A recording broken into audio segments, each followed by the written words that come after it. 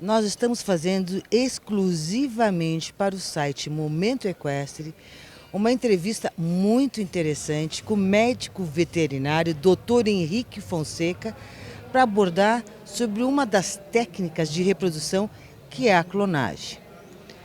Dr. Henrique, é uma técnica muito falada e pouco sabida ainda.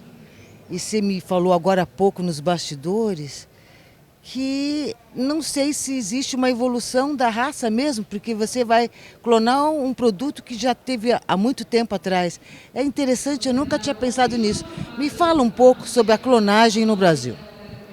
Então, na realidade, a clonagem é uma biotecnologia da reprodução, mais ou menos como a gente faz o embrião, como a gente faz a inseminação artificial. Só que é o seguinte, na realidade, na clonagem, você pega uma célula de pele do animal, quer dizer, um animal que já está vivo, ele já tem sua carga genética. A gente pega um pedaço de pele, extrai-se o núcleo e coloca esse núcleo dentro de um óvulo. E a partir daí, de um óvulo teoricamente fecundado, esse óvulo vai desenvolver e vai produzir um animal geneticamente igual àquele que doou aquele pedaço de pele. Então, uma das coisas da clonagem, uma das características, é que você fazendo a clonagem, ela não vai te dar um melhoramento genético. Quer dizer, é diferente você cruzar uma égua com um cavalo para você pegar as melhores características da mãe e as melhores características do pai no seu potro. Na realidade, um potro proveniente de clonagem, ele vai pegar as características do pai. Ele vai ser geneticamente idêntico ao animal que doou esse pedaço de pele. Doutor Fonseca, geneticamente, o que é transmissível? O caráter é transmissível ou não? Então, como é uma biotecnologia muito nova, a gente não sabe exatamente tudo que é transmissível. Agora, as características físicas com certeza são transmissíveis. Agora, a montabilidade, assim, como o cavalo vai ser, a gente tem uma carga que é genética, que a gente sabe mais ou menos, por exemplo, filho de um cavalo de muito boa montabilidade, possivelmente ele vai ter uma montabilidade boa. Só que assim, muito das características desse animal são aprendidos com a mãe. Quer dizer, se você tem uma égua muito ativa no pasto, a tendência do potro é ser mais ativo. Se você tiver uma égua muito calma, muito tranquila no pasto, a característica do potro é ser mais linfático. Se é uma égua que briga por comida, possivelmente você vai ter um cavalo que briga por comida, um potro que briga, porque tudo isso ele aprende com o primeiro contato com a mãe, com a educação materna.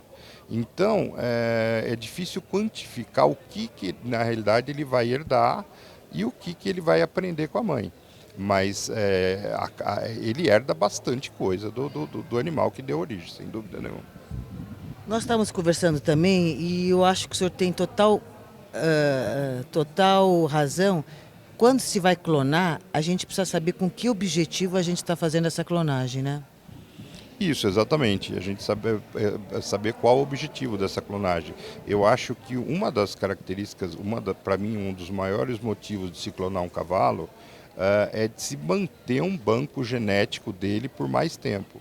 Então, um garanhão que ele foi excepcional na reprodução e está muito velho, você pode, através de um clone, manter esse cavalo vivo por 20 anos a mais.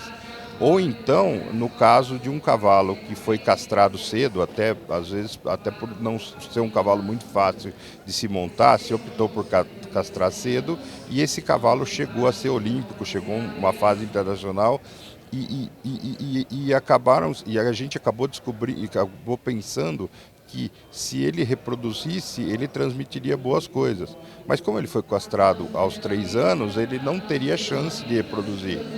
Aí você pode lançar a mão de um clone, que ele vai ter exatamente o mesmo característica genética do pai, e através da reprodução desse clone, você terá potros geneticamente semelhantes ao do clone, ao do cavalo castrado que foi para o esporte.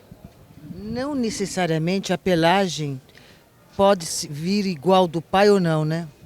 Então, a pelagem é uma coisa que a gente tem observado aí nos primeiros clones nascidos, que não é exatamente igual ao do pai. Não se sabe ainda, existem algumas teorias de que a pelagem às vezes está ligada a mitocôndrias mais do que núcleo, realmente não se sabe. Agora, em algumas espécies, por exemplo, que já tem mais clones nascidos, como o gato, por exemplo, você sabe-se que eles saem indivíduos muito semelhantes, mas de cores diferentes. E os primeiros clones que a gente viu de cavalo, às vezes ele tem a mesma cor básica do pai, de castanho, alazão ou tordilho. Mas, por exemplo, as marcas brancas não são idênticas. Os cascos brancos, a frente aberta ou o calçamento das patas não é exatamente igual ao do pai. Outra curiosidade que eu tenho, a parte de amadurecimento de um clone é igual de um cavalo normal ou não? Então, a gente não tem muito isso observado em equinos.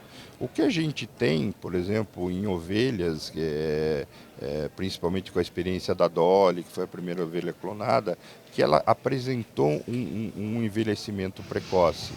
Agora, como os cavalos nascidos ainda não são tão velhos e a gente acabou tendo alguns acidentes com os primeiros clones nascidos, ou pelo menos alguns mais famosos, a gente não tem isso descrito. Mas é uma coisa a ser observada, não tem muita pesquisa em cima disso, mas tem se observado alguma coisa nesse sentido.